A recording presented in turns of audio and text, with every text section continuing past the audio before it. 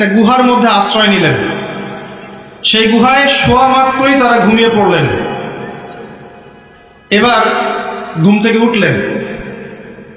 ওঠার পর একজন বলছেন যে কতদিন ঘুমিয়েছি আমরা? একজন উত্তর করছেন হয়তো একদিন ঘুমিয়েছি বা একদিনের কিছু অংশ। আরেকজন বলছে আল্লাহ ভালো জানেন কতদিন ঘুমিয়েছে। আচ্ছা ঠিক আছে, আমরা ক্ষুধার্ত, এই পয়সাগুলো নাও, নিয়ে বাজারে যাও, বাজারে গিয়ে কিছু খাবার কিনে নিয়ে আসো। এবার সেই ব্যক্তি পয়সাগুলো নিয়ে বাজারের উদ্দেশ্যে রওনা দিচ্ছে। এবার গুহা থেকে বের হয়ে সে যা দেখলো, এই দৃশ্য দেখে তার কাছে মনে হচ্ছে সে স্বপ্ন দেখছে।